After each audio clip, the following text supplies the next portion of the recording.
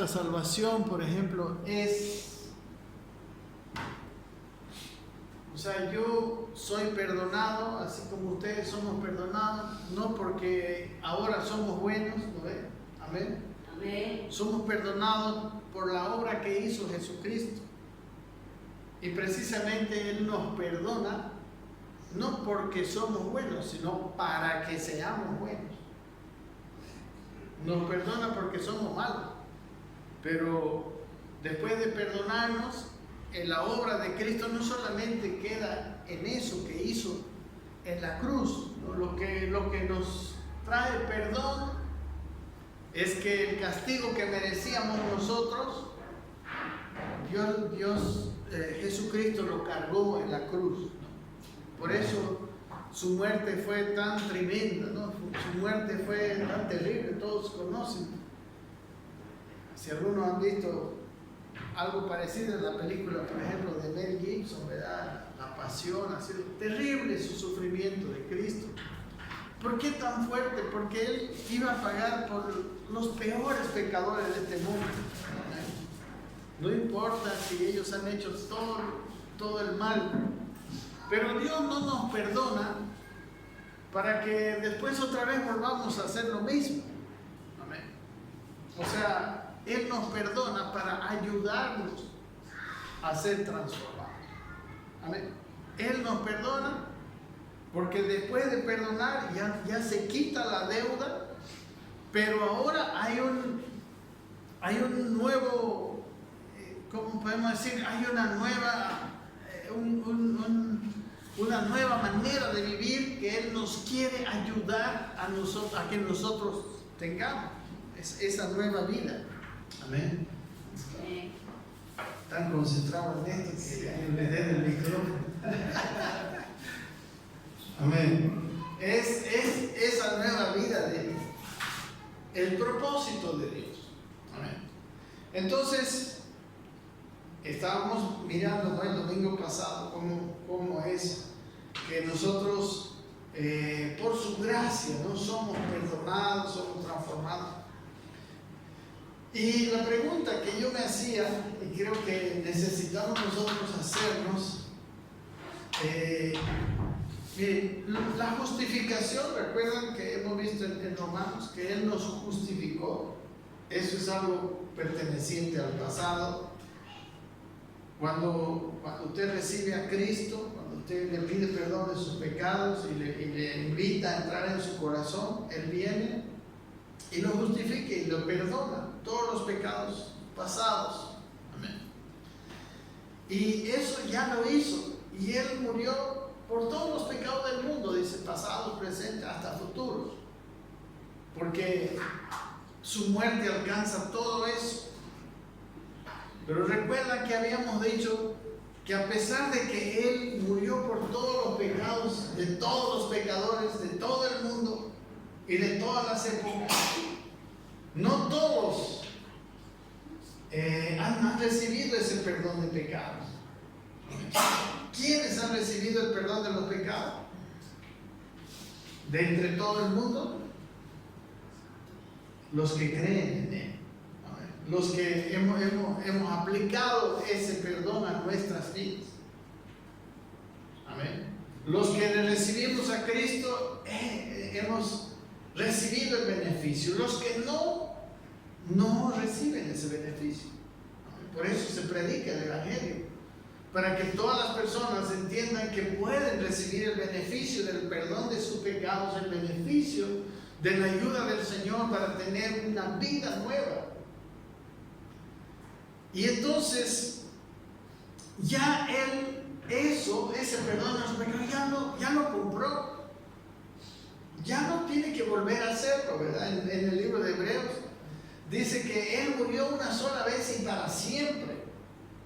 No es como en la ley de Moisés, ¿no?, que cuando una persona cometía un pecado tenía que llevar su corderito, y cuando cometía otro pecado tenía que llevar otra ofrenda, y tenía que hacer, o sea, cada vez que cometía pecado tenía que llevar un sacrificio. En la carta a los Hebreos, el apóstol Pablo dice que Él murió de una sola vez y para siempre, perdonándonos nuestros pecados. Pero para que ese perdón diariamente, no diariamente, espero que no sea diariamente, en el momento en que nosotros le fallamos a Dios, tenemos que hacer, ¿qué es lo que decía el capítulo 1 de Primera de Juan? Que en vez de negar nuestros pecados, ¿verdad?, en vez de decir yo no he pecado, ¿qué teníamos que hacer? Confesar nuestros pecados. Amén. Reconocer nuestros pecados, arrepentirnos. ¿Y Él qué haría? Dice, y la sangre de Jesucristo nos limpia de todo pecado. Amén. La sangre de Jesucristo nos perdona y nos limpia de toda iniquidad. Le pedimos perdón y en ese momento Él nos perdona por la obra que Cristo ya hizo. Amén. Decíamos que su perdón lo recibimos por su muerte, pero nuestra transformación lo recibimos por su vida. Amén. Su muerte pagó por nuestros pecados, pero ahora Él ha venido a nuestras vidas. Amén. Nos ha dado su vida.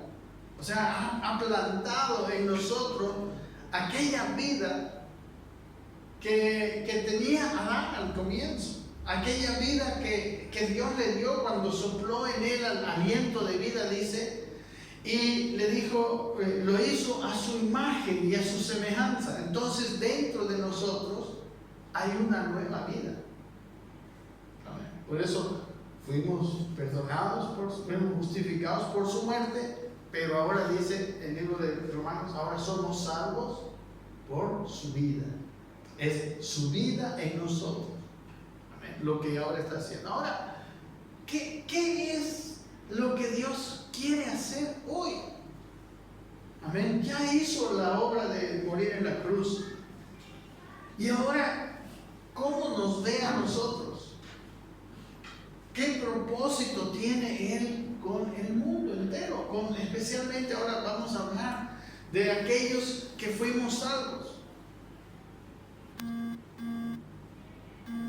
¿Usted qué cree? No, pues Dios está en el propósito de bendecirme y que darme una nueva casa. ¿Será eso su propósito? Bueno, no, o sea, por lo menos yo quiero hablar de su propósito principal. Amén. Si por ahí, digamos, alguno quiere casa y Dios le da una casa, está bien, pero no es el propósito principal de Dios. Amén. ¿O será darme, no sé, una gran profesión? No, que yo sea un letrado, un doctorado en algo. ¿Esa es su principal propósito? ¿Verdad? ¿Qué dicen? No. ¿Será que su principal propósito es sanarme de todas mis enfermedades y que yo esté con gran salud? No. ¿Cuál es su principal propósito hoy en día con cada uno de nosotros?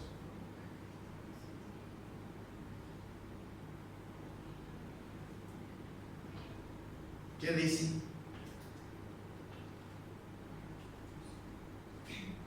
Él estará contento si nos da todas las cosas, pero se mantiene nuestro carácter, no sé, iracundo, ¿no? Nuestro carácter impaciente, nuestro carácter egoísta, no sé, nuestro carácter agresivo, nuestro carácter sensual, no sé, hipócrita. Él quiere bendecirnos a pesar de todo eso. Amén. Si su propósito principal fuera bendecirnos, esas cosas estarían en un segundo lugar, pero esas cosas están antes que bendecir. Él prefiere que yo no sea hipócrita, que yo no sea una persona agresiva, que mi carácter sea como su hijo, ¿verdad? Amén. El propósito de Dios, principal propósito de Dios es ahora transformar nuestra vida. que antes se metió en el pecado, que antes hizo todo lo malo, y ahora llevarnos a que nosotros nos parezcamos cada vez más a su Hijo. Y ese es su propósito principal. Así que, si usted ora al Señor, ¿cuál es la principal oración que Él contesta hoy? Señor, por ejemplo, no sé, cualquier situación que estés pasando, ¿no? Ay, Señor, que en la tienda vengan todos a comprar en la tienda en este día, Señor. A ver, bueno, es un buen propósito, pero Dios tiene un otro propósito más importante, más prioritario. Amén. Y si el vender mucho en la tienda te va a llevar a ese nuevo propósito, Él te va a bendecir. Amén, hermanos. Pero si esa bendición que Dios te quiere dar, o sea que tú le estás pidiendo, ¿no?, que te quiere dar, si esa nueva bendición que tú le estás pidiendo a Dios no favorece al propósito de Él, de cambiar tu carácter, de hacerte más parecido a Cristo, esa bendición que tú le estás pidiendo, Dios no te la va a conceder. Le vuelvo a repetir lo que estaba diciendo, porque se han distraído.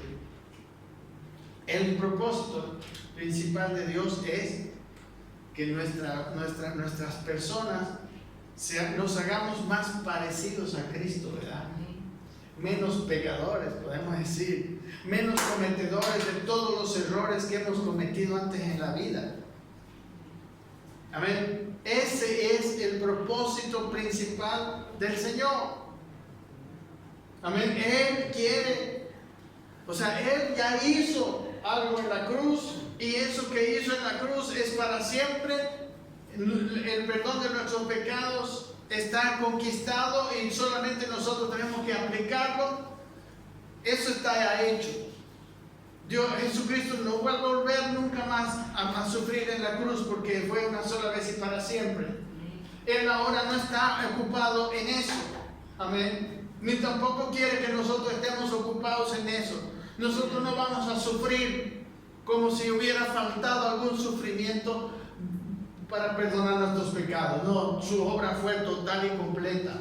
Amén. Eso tiene que estar bien claro. Lo que Él hizo por nosotros eso ya lo hizo y ya está hecho y tiene valor eterno. Ahora, como dijimos anteriormente, fuimos justificados, fuimos perdonados por su muerte, pero ahora Él vive. Y ahora Él quiere transformarnos por su vida, ya no por su muerte, ¿no? La muerte fue para lo primero y ya. Pero ahora Él vive, al igual que nosotros, está vivo. ¿Y dónde ha querido morar? Recuerden que en el Antiguo Testamento, a David, bueno, desde antes, ¿no? Desde antes de Moisés, cuando Moisés estaba yendo a la tierra prometida, en un lugar llamado el Monte Sinaí, Dios le dio sus leyes, todo eso, pero también le dio un diseño para la construcción de un lugar que se llamó el tabernáculo, donde Él vendría a vivir. Amén. Ahora, en este tiempo, el tabernáculo de Dios, donde Él quiere venir a vivir, porque recuerden qué pasó en ese lugar. Había un lugar en ese tabernáculo, un lugar especial llamado el lugar santísimo. Y en ese lugar santísimo venía Dios en la forma de una nube, ¿verdad? Y su presencia llenaba ese lugar, que se llamaba el lugar santísimo. Amén. Y ahí acompañaba a Israel, ¿no? Estaba ahí la presencia, en medio del campamento estaba ese tabernáculo. Cuando se movían en el desierto y caminaban hacia un lugar, llevaban eso, y ahí llevaban la presencia de Dios. Eso como un símbolo de lo que ahora es, de lo que ahora estoy diciendo. Él murió en la cruz, pero ahora quiere vivir en tabernáculos. ¿Quiénes son esos tabernáculos? Nosotros. Entonces, Él está viviendo realmente en nuestros corazones. Está ahí. Amén. Dios estaba con Israel. Ahora lo que tenía que hacer Israel era ministrar a ese Dios. Había todo un protocolo. Los sacerdotes ministraban a ese Dios. Y Dios empezaba a hablar, Dios les guiaba, Dios peleaba sus batallas, etc.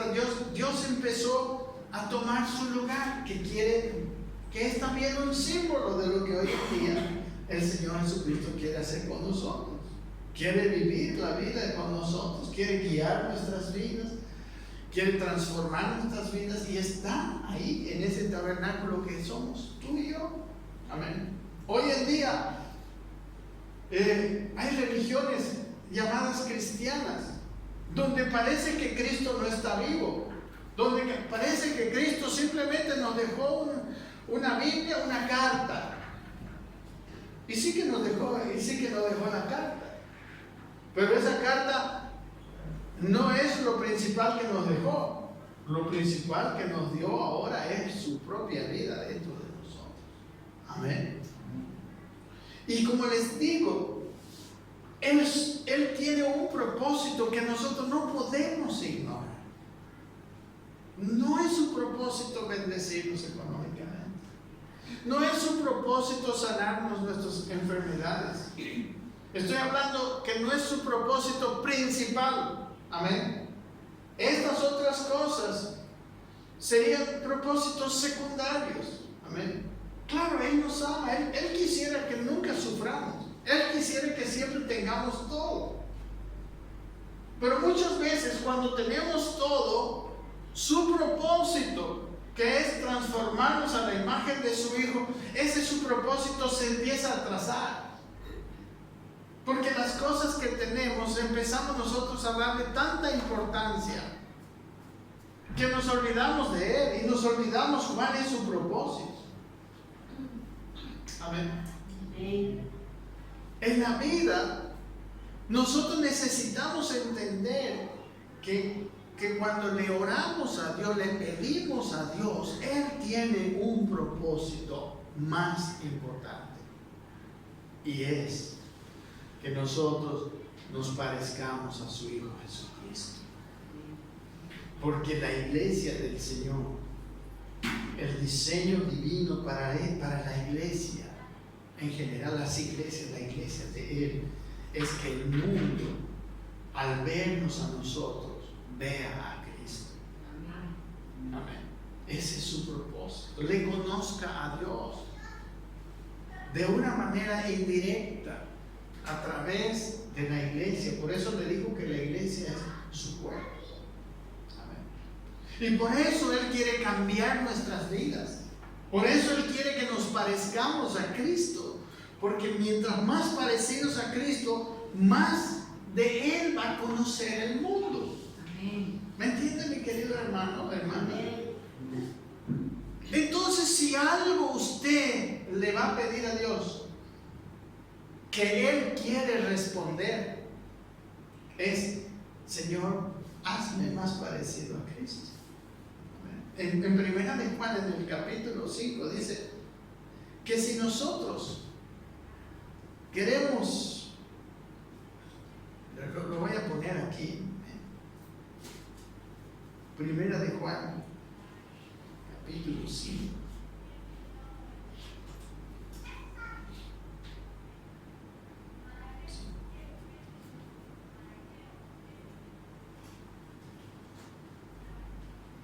Dice, miren, dice, aquí está, versículo 14, veamos el versículo 14. Dice, y esta es la confianza que tenemos en Él.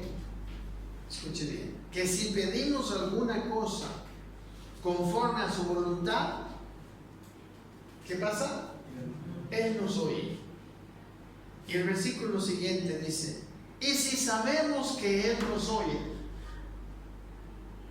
dice, en cualquier cosa que le pidamos, en cualquier cosa que sea conforme a ¿qué?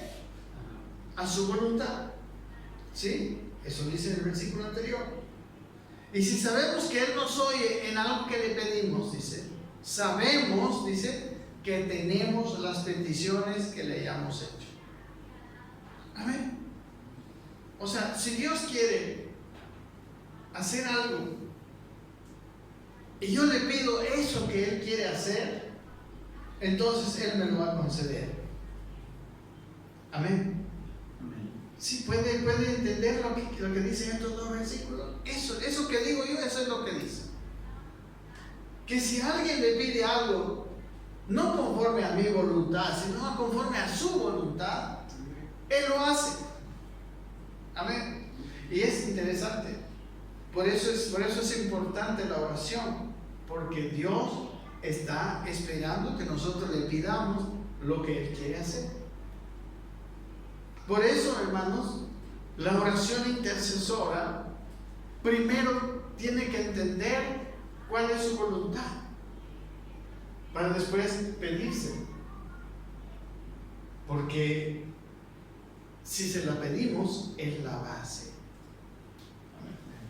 Ha habido veces, y los registra la Escritura, por ejemplo, en el profeta Ezequiel, que Dios quería, el pueblo había pecado tremendamente y Dios quería perdonar, pero Él necesitaba a alguien que le pida. ¿Y qué pasó? Dice la Biblia, que busqué, dice, yo entre ellos alguien que hiciese vallado entre mí y la tierra para que yo no le enviara juicio. Y dice, y no lo hallé. Y tuvo que venir la justicia y el juicio, y llegó el juicio. Amén. Ezequiel es un profeta de la cautividad. Ezequiel fue el profeta que profetizó después que fue conquistado Jerusalén, y aún Nabucodonosor, cuando lo conquistó, después destruyó todo, destruyó el templo y llevó cautivos a todos, y ahí estaba profetizando Ezequiel y dijo, no hubo uno solo que hiciese vallado para que yo no destruyese a Judá, no destruyese Jerusalén. Y me recuerda, no sé si ustedes conocen, cuando en el libro de Génesis, cuando Dios iba a destruir Sodoma y Gomorra, ¿qué pasó? ¿Conocen la historia de Abraham? ¿Cómo intercedió Abraham? Y le dijo, Dios, ¿cómo vas a destruir esta ciudad? Porque era una de las ciudades más grandes, más maravillosas. Tenían un avance tecnológico, era una ciudad riquísima, aunque muy corrupta, Sodoma. Y Abraham le dijo, Señor, pero si hubiera tan solo 50 justos, ¿será que levantas el juicio, no destruyes? Ya le dijo, si hay los 50 justos, ¿verdad? Y fue ahí regateando con Dios, ¿no?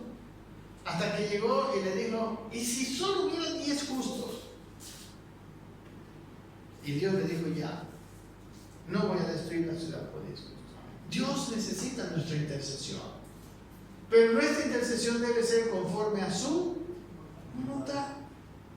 Si usted quiere ser una persona que Dios responde sus oraciones, usted tiene que ser un entendido en sus propósitos, en lo que Él quiere hacer hoy en día. Amén. Así que la mayor cosa que tiene que hacer cuando usted va a interceder, cuando usted es un intercesor, es escuchar antes de hablar.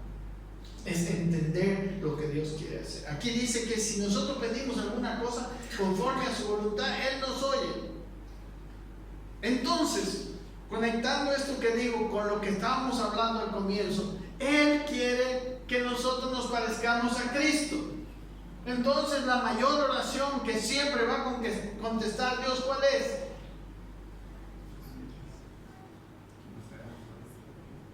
Sí, Señor, hazme más parecido a Cristo. Transforma mi carácter. Si usted es una persona, como le digo, ¿no?, tiene un carácter iracundo, Señor, Jesucristo no era así. Amén. Cambia mi carácter. Si usted es una persona egoísta, Jesucristo no fue egoísta para nada, ¿verdad? Vino a darse. Cámbiame.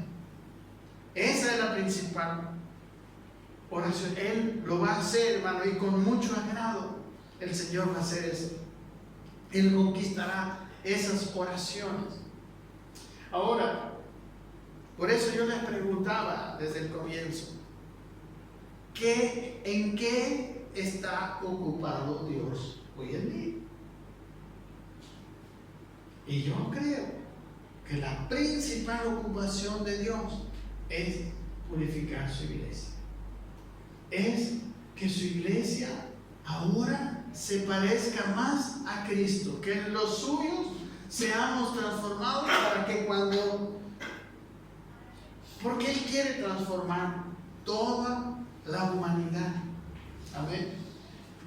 El reino de Dios implica a Dios reinando en esta humanidad. Amén. Y cuando Él gobierne en esta humanidad, las cosas cambiarán, mis hermanos. Amén. Porque Él es bueno, Él es justo.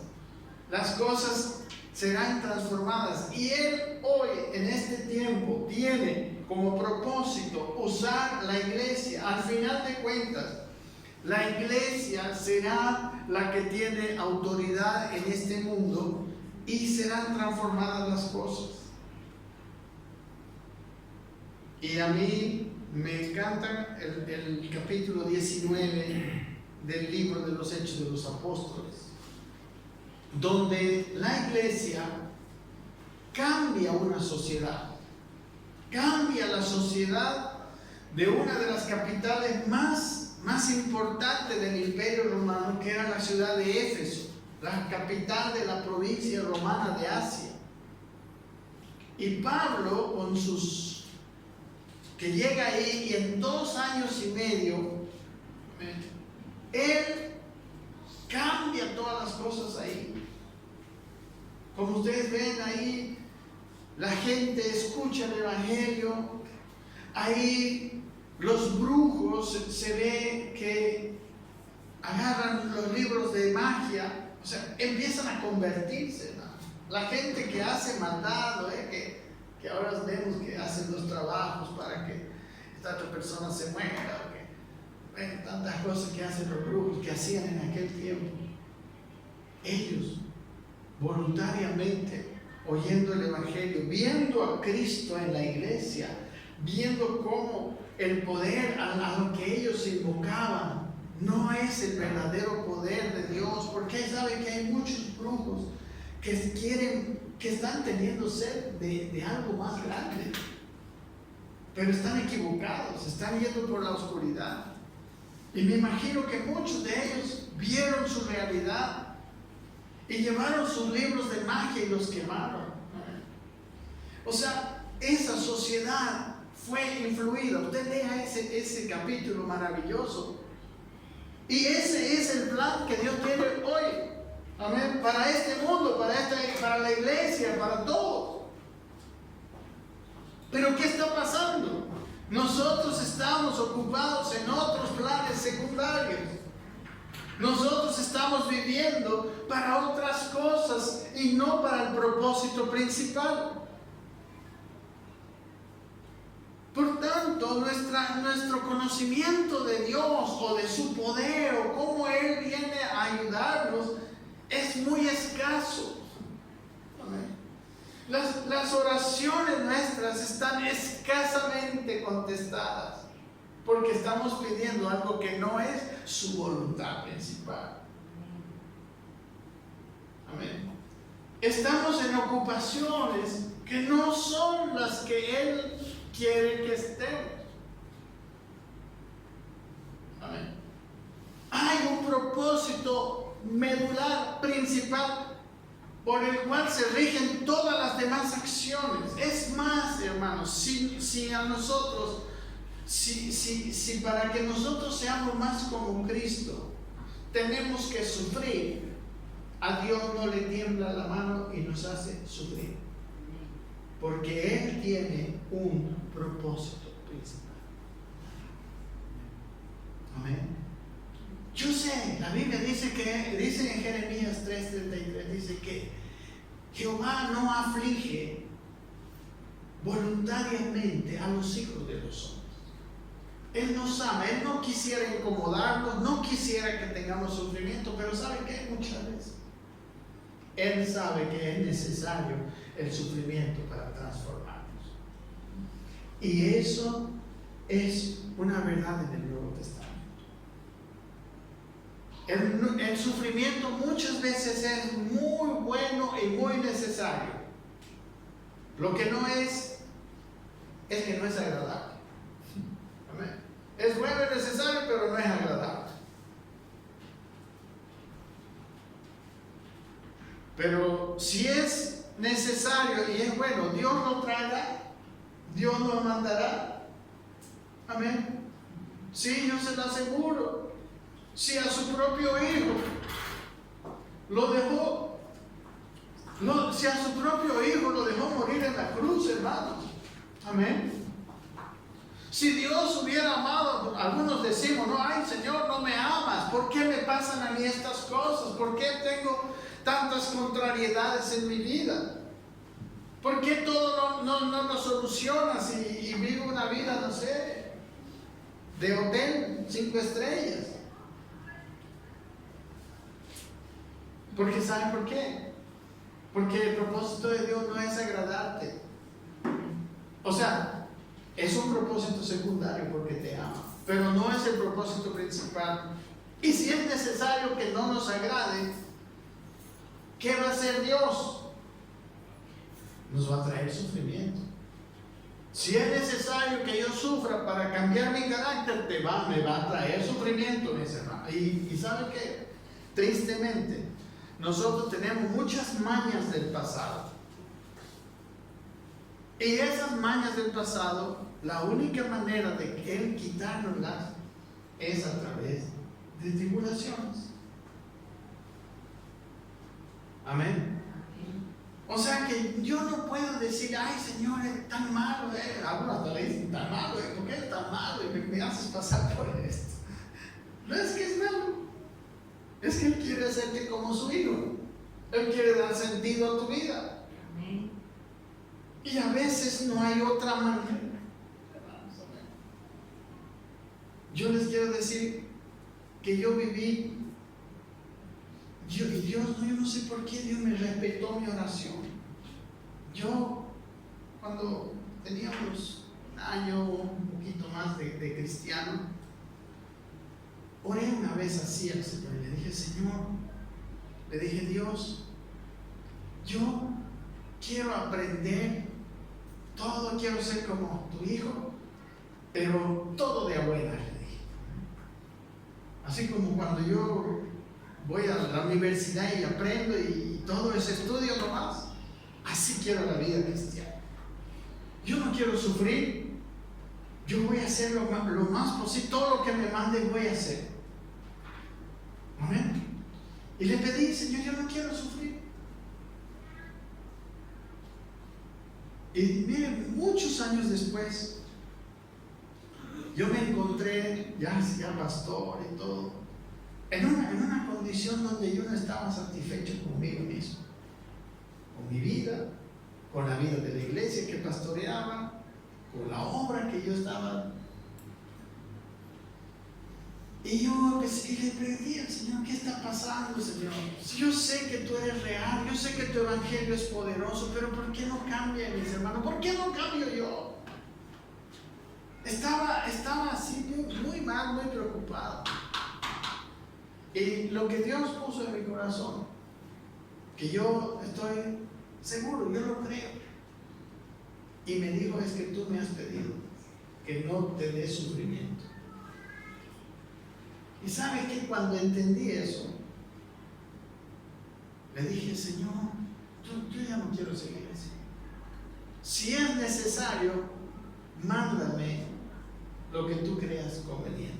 Amén. Yo todavía, a mí, yo sé que a usted ni a nadie nos agrada el sufrimiento. Yo todavía, a mí no me agrada.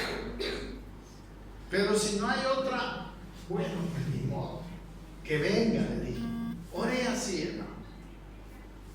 Y le digo que ahí vino un tremendo sufrimiento. Pero ¿saben qué? Dios empezó a cambiar mi vida. Y empezó Dios a hablarme cosas que antes no había entendido. Y mi vida fue mucho más linda, mucho más fructífera, mucho más gloriosa. Pero sufrí, pregúnteme, sufrí. Una noche tuve que ir, era tanta mi estrés, mi emoción. Nunca en mi vida yo había estado, nunca había ido yo a un hospital de emergencia en la noche. Porque estaba estresado, estaba tan mal que ya no podía respirar. O sea, llegó el sufrimiento a una situación interna muy, muy terrible. Pero Dios transformó mi vida. Amén. Todo esto yo les estoy diciendo porque le digo, cuando nosotros caminamos en esta vida, no tenemos que vivir engañados. Y tampoco estoy diciendo que Dios quiere que suframos. No, estoy diciendo que Dios tiene un propósito principal y es que nuestro carácter cambie para ser más parecido al carácter de Cristo. Eso estoy diciendo. Y que a veces es más que a veces es durante bastante tiempos de nuestra vida, Él sabe que necesitamos el sufrimiento, necesitamos pasar por tribulación para que nuestro carácter cambie. Y Dios lo hace. Amén. Si nosotros, miren, en mi caso, yo se lo digo, Él fue, no sé, Él respetó mi libre albedrío. Yo hubiera querido que no me hubiera respetado, porque después de haber vivido tantos años, me di cuenta que perdí esos años, hermanos. Me di cuenta que yo podía haber crecido en mi vida, en mi ministerio, en mi relación matrimonial, podía haber crecido muchísimo más. Si yo no le hubiera hecho esa oración al Señor de que no quería que permita sufrimiento. Amén. Yo me di cuenta, perdí media vida.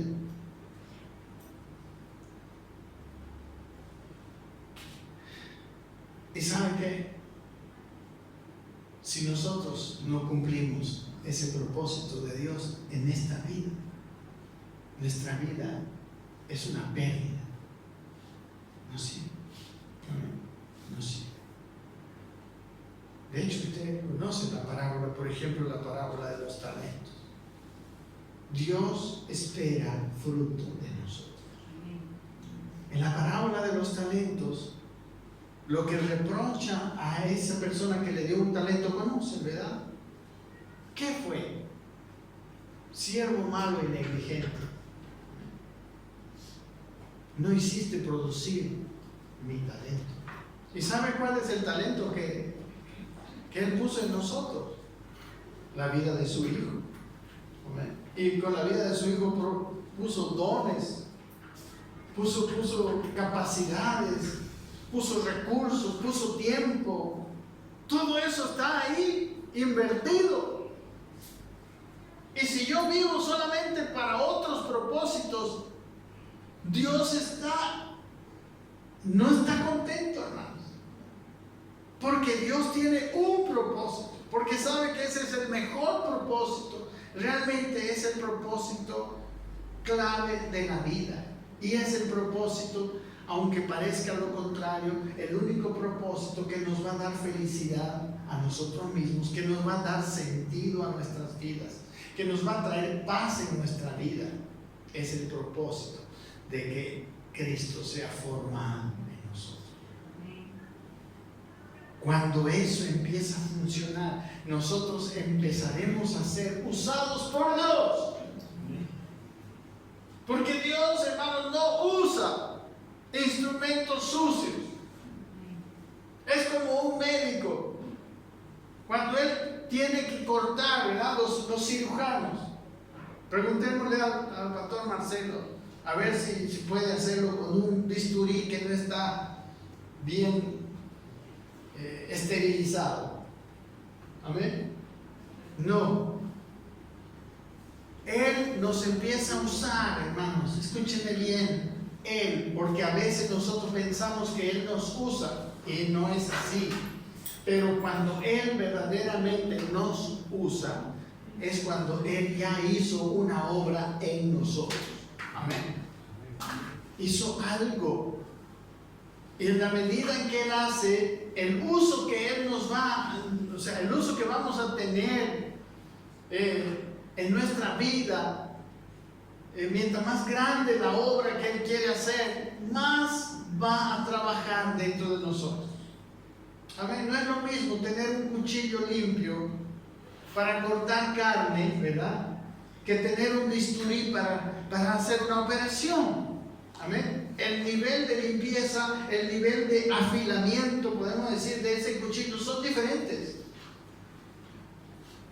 A veces nos usan en cosas muy pequeñas, porque, hermanos, no estamos preparados para cosas más grandes. Pero sus planes son más grandes para nosotros, para todos, para cada uno de nosotros.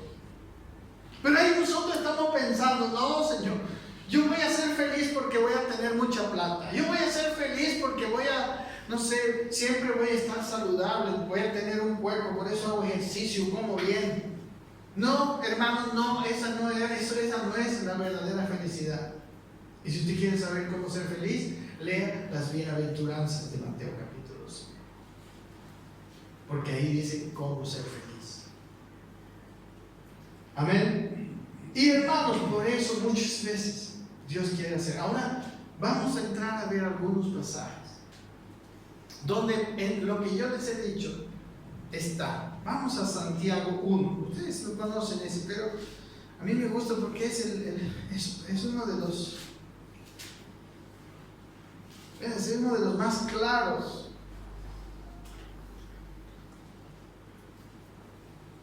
Miren lo que dice en su capítulo 1. Santiago, siervo de Dios y del Señor Jesucristo, a las 12 tribus que están en la dispersión, saludes. Versículo 2. Miren cómo habla. Hermanos míos, tened por sumo gozo cuando os halléis en diversas pruebas, sabiendo que la prueba de vuestra fe produce paciencia. Mas tenga la paciencia su obra completa, para que seáis perfectos y cabales, sin que os falte cosa alguna. Miren, hermanos, Santiago le va directo al hueso. ¡Pah! Santiago no tiene otra introducción. No es como yo cuando quiero hablar de esto, que les he dado toda una gran introducción. No, Santiago dice desde el comienzo, hermanos, cuando ustedes estén sufriendo, gócense. Eso dice el versículo 2. Hermanos míos, tener ni siquiera por gozo, sumo, quiere decir, como había los sacerdotes y había el sumo sacerdote, el jefe de los sacerdotes. Amén. Hermanos, cuando ustedes estén pasando por diversas pruebas, tengan el jefe de los gozos. Eso dice Santiago. Gócense cuando estén sufriendo. La verdad, no es que Dios sea masoquista, ¿no? Masoquistas son los que tienen gozo por sufrir. No. Dios quiere que nos gocemos por lo que sigue más adelante. Dice en el versículo siguiente, sabiendo. ¿Amén? Sabemos En Hebreos dice que la disciplina no es al momento causa de gozo, sino de tristeza. Amén. O sea, el andar en diversas pruebas, eso en sí mismo no causa